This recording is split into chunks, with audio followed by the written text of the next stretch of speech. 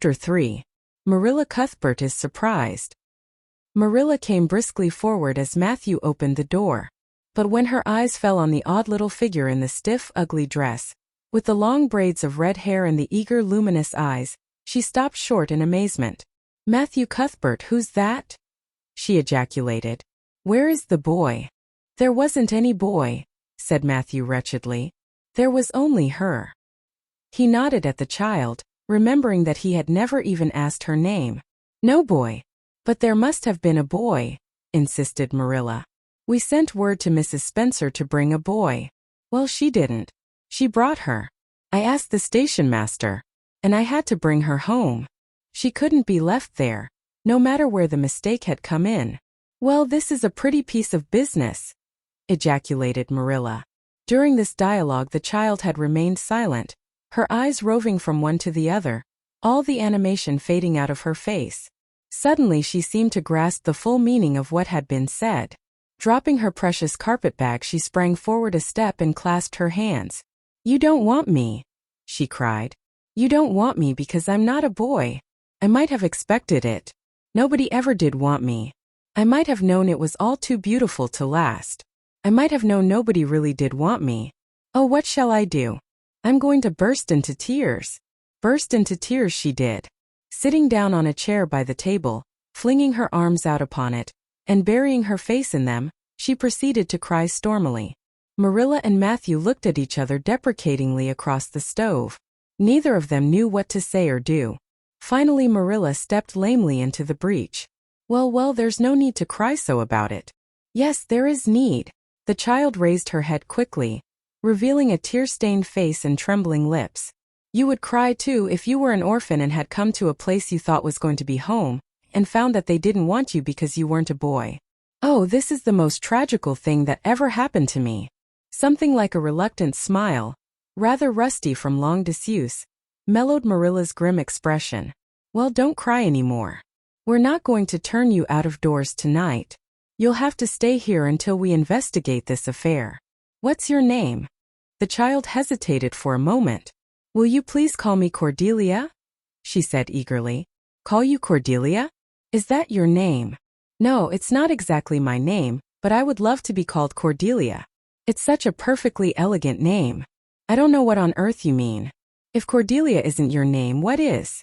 "And surely," reluctantly faltered forth the owner of that name. "But oh, please do call me Cordelia.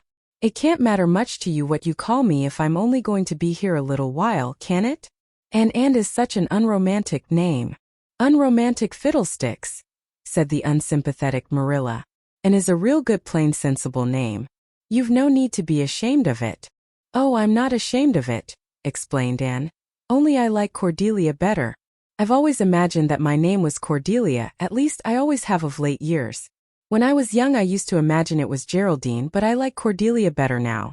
But if you call me, and please call me, and spelled with an E." "What difference does it make how it's spelled?" asked Marilla with another rusty smile as she picked up the teapot. "Oh, it makes such a difference. It looks so much nicer. When you hear a name pronounced, can't you always see it in your mind, just as if it was printed out?" "I can, and A&N looks dreadful, but A&E looks so much more distinguished. If you'll only call me and spelled with an E, I shall try to reconcile myself to not being called Cordelia." "Very well, then, and spelled with an E, can you tell us how this mistake came to be made?" "We sent word to Mrs. Spencer to bring us a boy." "Were there no boys at the asylum?" "Oh yes, there was an abundance of them.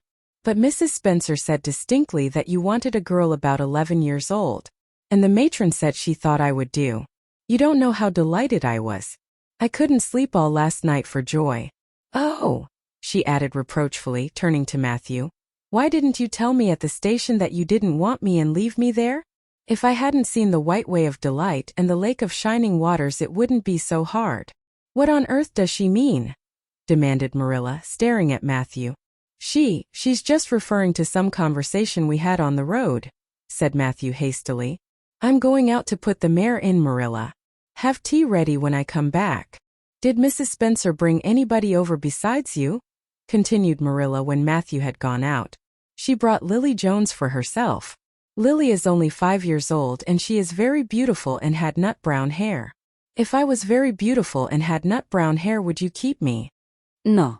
We want a boy to help Matthew on the farm. A girl would be of no use to us. Take off your hat. I'll lay it in your bag on the hall table. And took off her hat meekly. Matthew came back presently and they sat down to supper. But Anne could not eat. In vain she nibbled at the bread and butter and pecked at the crabapple preserve out of the little scalloped glass dish by her plate.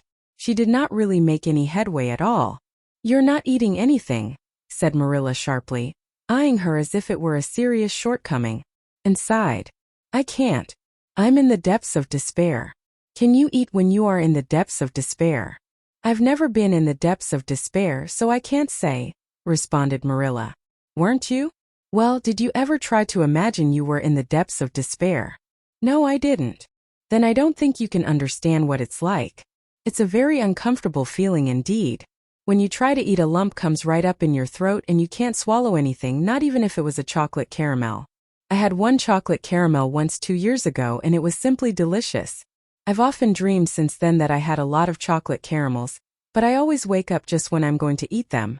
I do hope you won't be offended because I can't eat. Everything is extremely nice, but still I cannot eat." "I guess she's tired," said Matthew, who hadn't spoken since his return from the barn. "Best put her to bed, Marilla." Marilla had been wondering where Anne should be put to bed. She had prepared a couch in the kitchen chamber for the desired and expected boy. But, although it was neat and clean, it did not seem quite the thing to put a girl there somehow. But the spare room was out of the question for such a stray waif. So there remained only the East Gable room.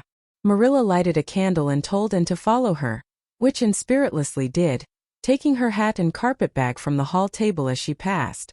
The hall was fearsomely clean. The little gable chamber in which she presently found herself seemed still cleaner. Marilla set the candle on a 3-legged, 3-cornered table and turned down the bedclothes. "I suppose you have a nightgown?" she questioned. And nodded. "Yes, I have 2. The matron of the asylum made them for me. They're fearfully skimpy. There is never enough to go around in an asylum, so things are always skimpy, at least in a poor asylum like ours. I hate skimpy nightdresses. But one can dream just as well in them as in lovely trailing ones, with frills around the neck. That's one consolation. Well, undress as quick as you can and go to bed. I'll come back in a few minutes for the candle. I daren't trust you to put it out yourself. You'd likely set the place on fire." When Marilla had gone and looked around her wistfully, the whitewashed walls were so painfully bare and staring that she thought they must ache over their own bareness. The floor was bare, too, except for a round braided mat in the middle such as Anne had never seen before. In one corner was the bed, a high old-fashioned one with 4 dark low-turned posts. In the other corner was the aforesaid 3-corner table adorned with a fat, red velvet pincushion hard enough to turn the point of the most adventurous pin. Above it hung a little 6x8 mirror. Midway between table and bed was the window, with an icy white muslin frill over it, and opposite it was the washstand. The whole apartment was of a rigidity not to be described in words, but which sent a shiver to the very marrow of Anne's bones.